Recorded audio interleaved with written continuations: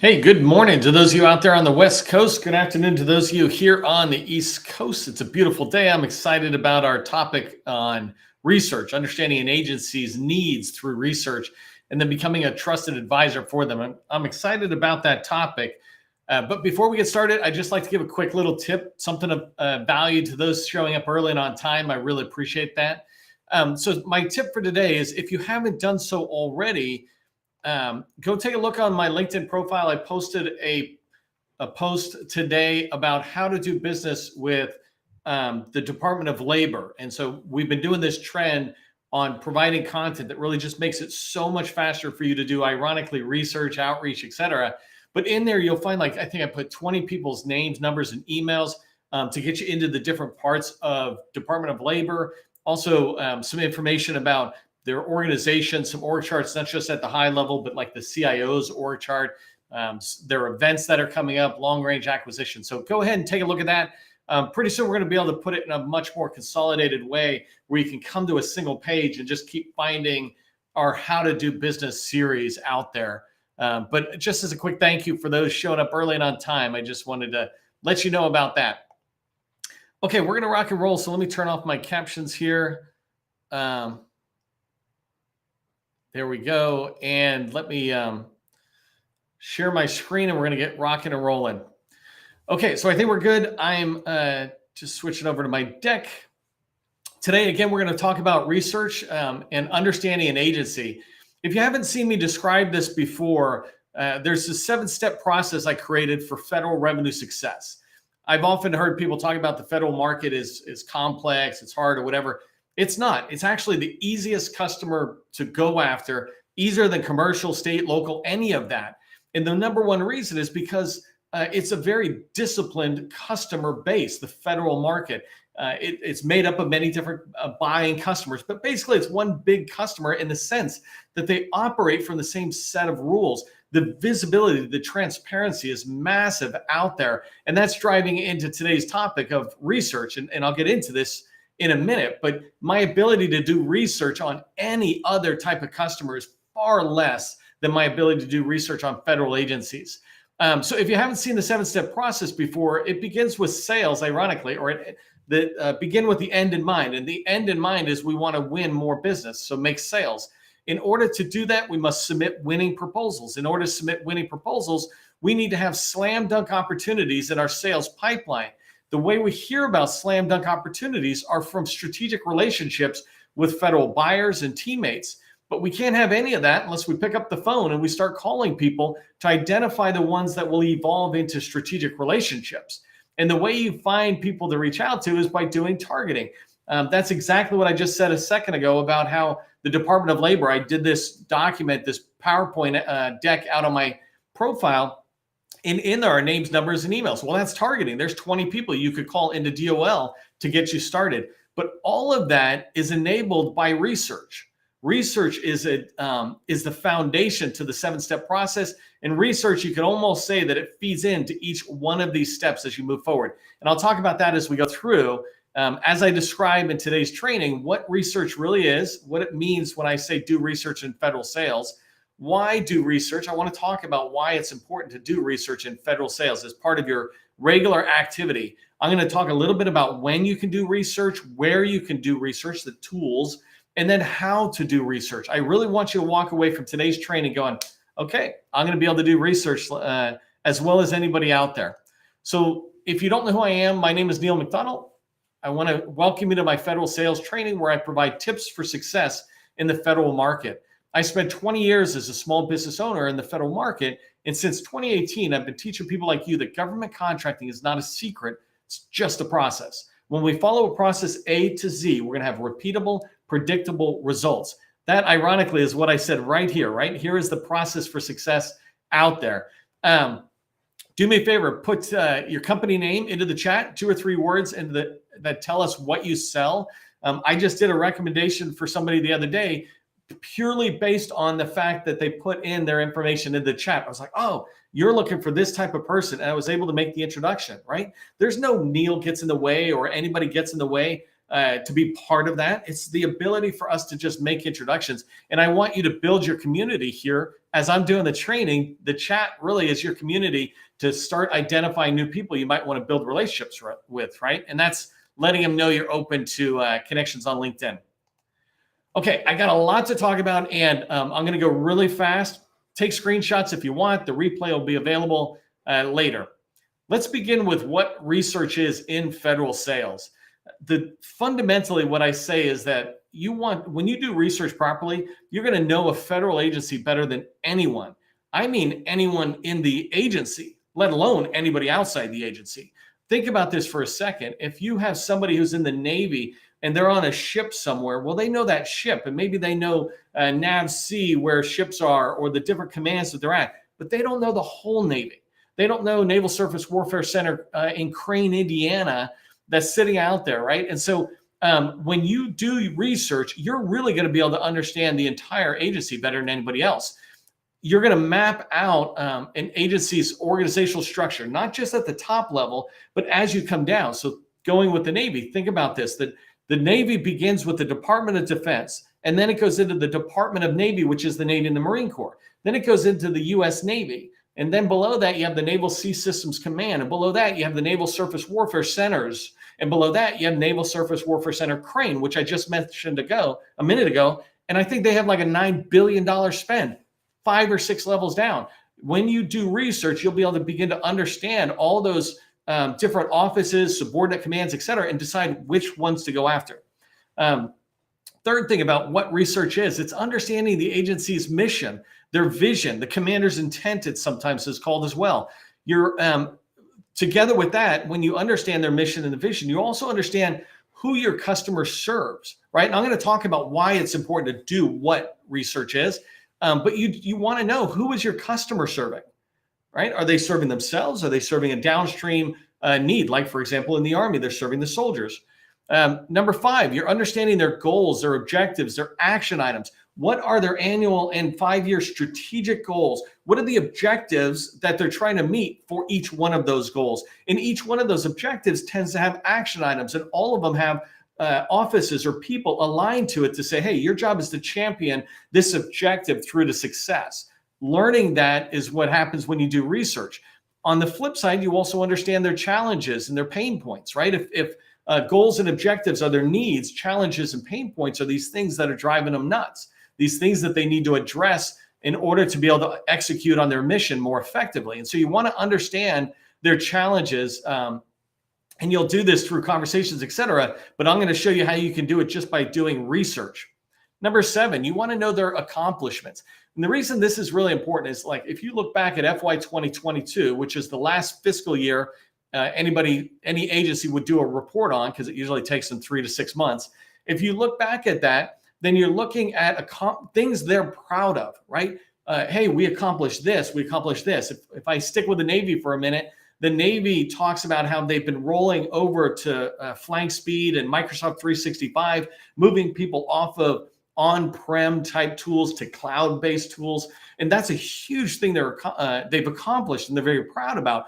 But when they talk about their accomplishments, you begin to learn about the systems, the program offices, the teams. Those accomplishments sometimes talk about, hey, we gave this team an award. And here's Tommy, Janie, Sally, Sarah, and Sonia. For some reason, I was on S's. But understanding that through accomplishments. Number 8, you're going to know their major programs and enterprise systems. And this is really important. When you look at an organization, an agency, and you map out their org structure, that's one way of seeing an agency and researching it, right? Another way of researching it or laying out what you're discovering is, well, what are their enterprise systems? What are their major programs? Not program offices, but they have these major programs that they're executing on, and then under those are different projects, et cetera. You want to know those so you know where does your company fit, right? Number 9, understanding researches enables you to understand their annual spend. How much money? I just talked about Naval Surface Warfare Center Crane, and they spend billions. What do they spend that money on, right? So when you look at your agency, whether it's HHS, Department of Labor, Navy, whoever, looking at their annual spend allows you to understand how much they're spending on what you sell and what's related to what you sell. Number 10, knowing their procurement process. So research is going to allow you to know their procurement process and understand how they buy. Their procurement process is basically from the minute they have an idea or requirement, how do they progress through their organization to a contract award? They're going through the program office, they're going through the acquisition office, they're going through the legal shop, they're going through leadership. There's all this stuff that happens. When you know that, you're able to align your sales activities to the process. But research is really important to uncovering that information. And first, you can do basic information or research to learn that, and then you can have conversations to explore it. Contract vehicles is another part of the procurement process. What contract vehicles do you typically use? Navy, for example, Seaport Next Generation, Seaport Next Gen, that one is a major contract vehicle they use. Air Force, they use like Oasis or something. Understanding what they use is what you should be doing during research. And the last thing is you understand when you do research, you get a much bigger understanding of this customer. You turn them from just a sales prospect into a customer and a partner you want to support for the next 5 to 20 years, 30 years, right? That's what the bigs do, is they get into a long-term strategic relationship with their customers and looking out 10, 20 years. I don't need you, if you just started your government contracting world, to think that far out, but I want you to think about that's where you're going when you build your company to a certain level of maturity. And so you want to understand how Naval Surface Warfare Center cranes priorities align to the NAVC, Naval Sea Systems Command, or to the Navy, or the Department of Defense, or to the Executive Office of the President. That's what EOP stands for. How do these align out there? It's really important, because sometimes when you look upstream, you see they only have 4, 5, or 6 main priorities they're trying to drive to. It allows you to be fully aware of what they're trying to do, so that you don't just sell a product or a service. You're being part of the solution or fulfilling the need, helping them execute the mission and align to the priorities. Okay, so that was what research is. Let's talk about why research is so important in federal sales, why you should be doing this. And I don't have them in any particular order here, but for some reason I have 11 bullets on almost every slide. But here, number one reason is it can help you make a good first impression. And not just a good first impression, second impression, third impression. It shows that you did your homework, right? When you go in, people don't care what you know until they know that you care.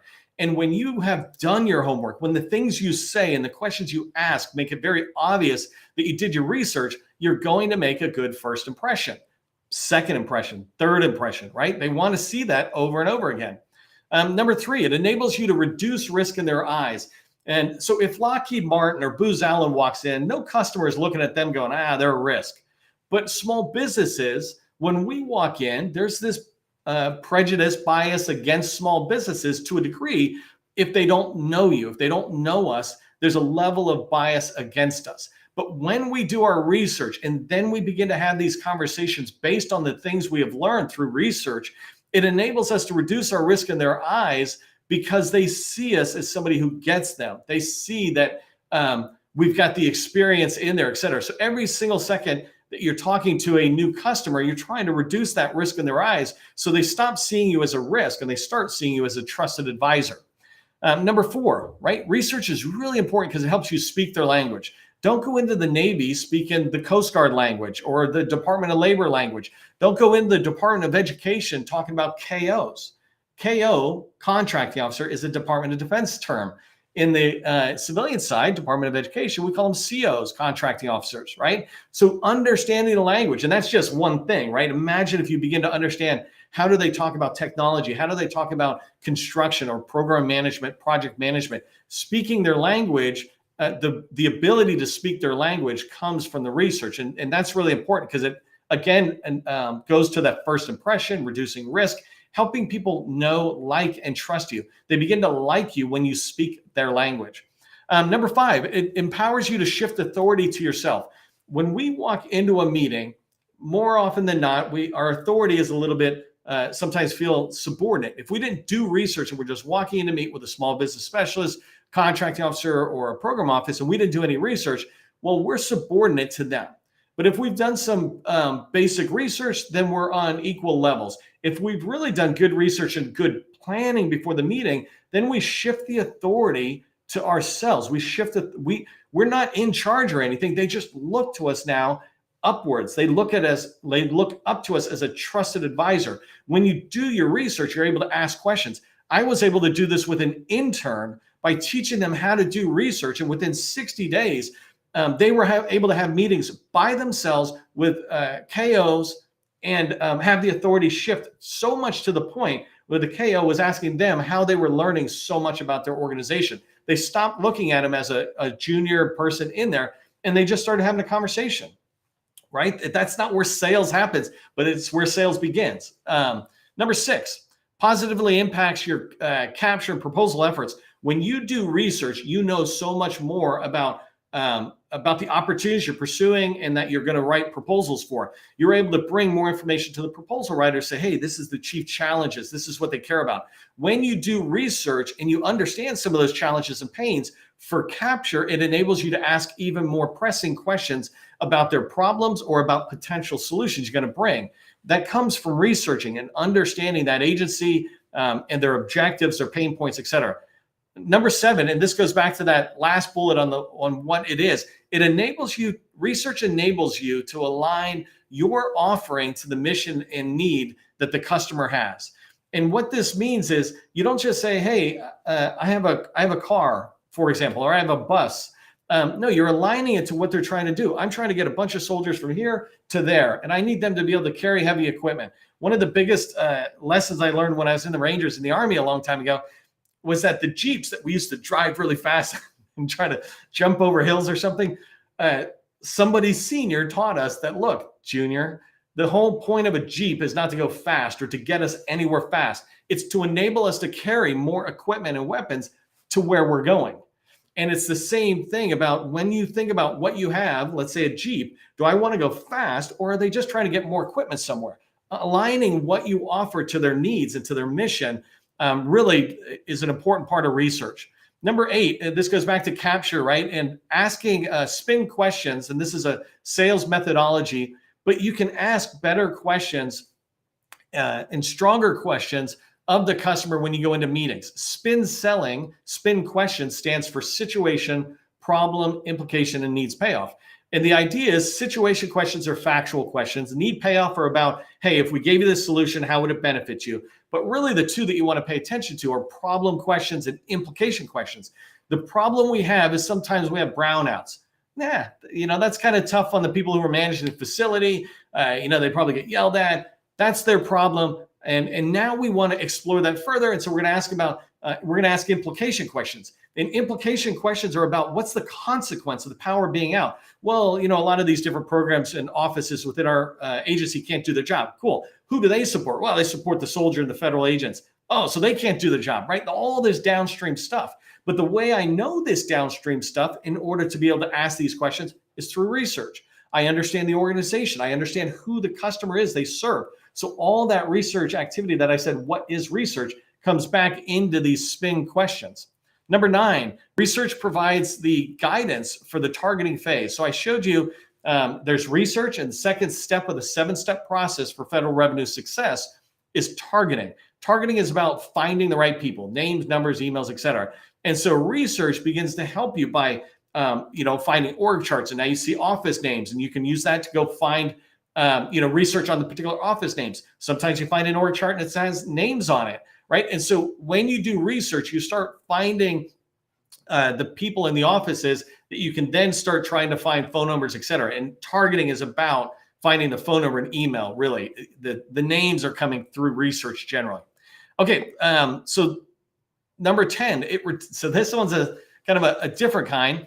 But when you do research, it's going to make your cold calling or your meetings or your first meeting, et cetera, it's going to reduce the anxiety that you might feel going in and meeting with a potential customer or a teaming partner, and it's going to increase your confidence. I always talk to people. I even tell my 9-year-old twins, I'm like, look, if you want to convince me of anything, bring data and evidence. And when you have data and evidence, you start feeling stronger. And I don't know if you've heard me say this before, but I teach my kids how to use ChatGPT. A lot of reasons why. You can talk to me another time about that. But I taught my kids how to go to ChatGPT and use it to make an argument against me to convince me to do something I don't want to do, right? But what ChatGPT and my kid are doing is looking and bringing data and evidence together. Well, when they do that, my children have so much more confidence having a debate with me.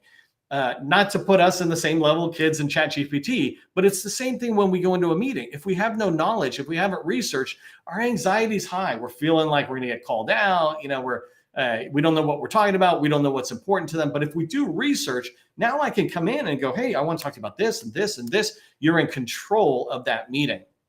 All right, number 11.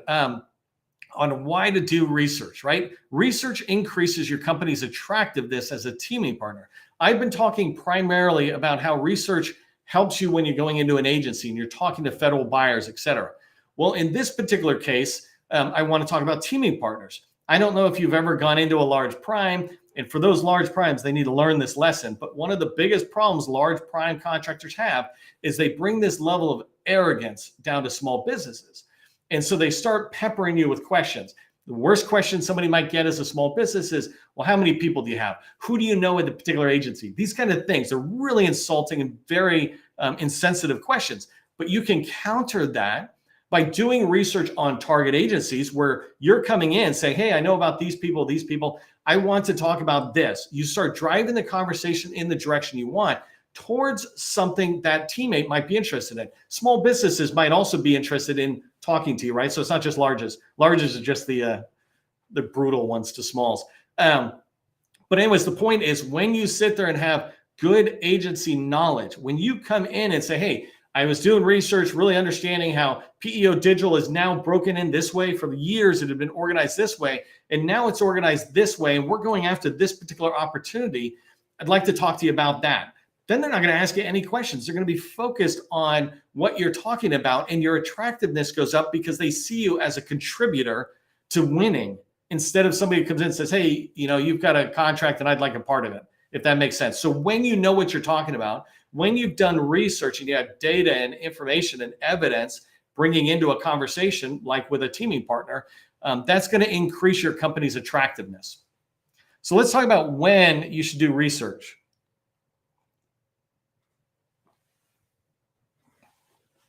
So the first step of sales in the federal market is business development. Business development is understanding an agency, building relationships, and identifying opportunities, right? So research fits solidly right in there. When you're looking at a new agency, hey, I want to go into Department of Education, you start your research activities. Capture, so you got a particular opportunity going after. Well, now you're going to do research here, but you're doing it far more niched down to things that are related to this opportunity. If you pursue a particular department like HHS, for example, then your business development research is really going to make it easier to do your capture research. But in capture, you have a lot more lower level information you're going to want. And then the last thing is, just like I mentioned with teammates a minute ago, before any meeting you go into, do some research on that target person you're meeting. Who are they? Where do they fit? Do the same things that I said about what is research, but just kind of back it up from that person. Instead of coming from the Department of Homeland Security all the way down, come from that person and just back it up a little bit so you have a good understanding of them, what they do, and where they fit within their organization. So this one here, I want to go through pretty fast about where you can do research, and then I'll end up with how you can do research because that's a little meatier. But these are just 8 places where you can do research, right? The agency website, Government Accountability Office or GAO.gov. They do reports on agencies, and you can go in there and search for that. SAM.gov. A lot of agencies put a ton of information on SAM, so go find that.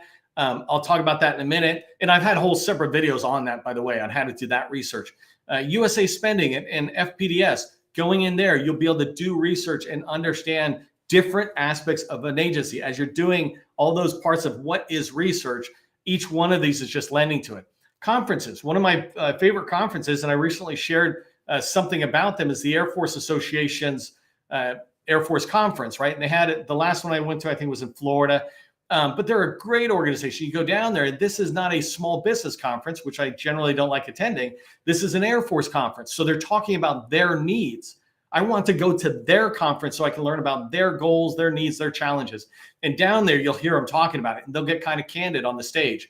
LinkedIn is a great place to go in and find all sorts of information on the company or agency websites, as well as individual people who work for your target agency that you're researching. You can go look at them, follow them on their profiles, and you'll see information they share or the discussions they're getting into. GovTribe, GovWin, these are just examples of subscription-based services. And the last one is number 8 is a great place you can do research on a particular agency is go to a large prime contractor's website. Sometimes agencies don't have a lot of information about programs, for example, but you go over to Booz Allen and you'll see all these pages where they're really digging on, hey, we're supporting the Navy in this way, we're doing these things on this major initiative, and they'll go down and they'll start talking about it. And so you can learn a lot about an agency or something you're trying to research through these large prime contractors' websites. Okay, so how you can do research, this is going to go again pretty fast, but you can take a screenshot here or the recording's available immediately. But the first thing you can do is go to the agency About Us page. I love going there because I go in there, and if it's done right, you get a lot of these things that you're trying to find that I list below, all of them on that About page. I'm looking for the org chart, right? I want to see the agency's org chart. Like I just said, I posted Department of Labor's org chart today, but also along with that org chart, I posted the Department of Labor's Office of Chief Information, OCIO's org chart. And there was like 10 other org charts I could have put in, and I just stopped. But find the org charts of the agency and the subordinate agencies and the subordinate offices. You can find a lot of that. Number 3, strategic plans and other strategic documentation. This is a great way to do research around the goals and the obviously the mission, the vision, but the goals and the objectives of that agency. Every major agency has a strategic plan. Get in there and see them. The other strategic documentation are things like our strategic plan for artificial intelligence, our strategic plan for human resource or workforce development. There's all sorts of these subordinate strategic plans that you can find that help you do research even more specific to what you're doing. Annual reports, I mentioned this earlier, but basically you can look back, and a lot of agencies are starting to put out their FY 2022 annual report. So it tells you their accomplishments. It tells you a lot of their forward-looking and backward-looking activity. Most important, one of the things I like is here's what we wanted to do, but we didn't get this stuff done. I'm like, okay, why not? There must be a problem in there. Let me understand it. I already mentioned GAO. They have the reports, and OIG, Office of Inspector General. They have similar reports, and these, the ones I really like are the ones that are called Report of Management Challenges. Every agency is supposed to look internally and go, what challenges do we have? These are public documents. Number 7, I go to the agency's presidential budget. Basically, FY 2024's budget is out there on every agency's website. So go out there, look at it. You go down, not only will you see the dollars, but you'll begin to see how they break down those dollars into major initiatives or major programs. And so that's a really helpful thing to understand, not just the money, but the organization and the key programs, systems, et cetera. SAM.gov, I mentioned that, but go in there and look at all the notifications, future ones, past ones. You can go in there and find a ton of documentation. Go find any particular opportunity and pull it up, and you'll see background information, and every KO or every team writes a little differently. So you can really begin to piece stuff together. You don't have to go all in, but if you do a little bit kind of every day, after a year, you will have become the master of that agency of really understanding it. So on a website, you can find industry days, advanced planning briefing, or vendor outreach sessions. You can attend these, or you can just find the post documentation or even videos if you're lucky. And then agency meetings, get in there, talk to the focuses of receptivity. And I'll talk more about that in outreach as we go forward in this week of training. But agency meetings, having meetings, you can uncover the needs that are in there. And the last one is other government contractors. You want to build relationships. You can do research by talking to people who are already doing business in there. It's a great way to do that. There's this group called Fast Rope. It's an organization that's networking. And I know it around Dayton, Ohio, where they have an Air Force one, and they come together and they share information, and it's awesome. Okay, so here's what I want you to remember from today's training. First off, research is the first step towards more sales. If you do it and you follow the 7-step process, you're going to get more sales. Research shows your commitment to the customer. When you do research, you're showing them that you care. People care about what you know when they know that you care. And so research shows that commitment. And then research is a skill all of us need. You can't just delegate this to some business analyst or virtual assistant. Part of research is you're absorbing that information. You're understanding the customer. And then when you go to a meeting, people can tell. You're not just reading something an assistant did. So everybody should get good at it, your assistant and you if you have an assistant. Tomorrow's training related to this is step 2, targeting. So definitely come in and join me. If you're interested in getting my help on any level in your business, going to the next level, we have a 90-day BD Accelerator workshop, and you just ping me on LinkedIn if you're interested in that. For everybody, I really want you to remember that government contracting, it's not a secret. It's just a process. I'll see you at the next training. We'll just continue this process journey.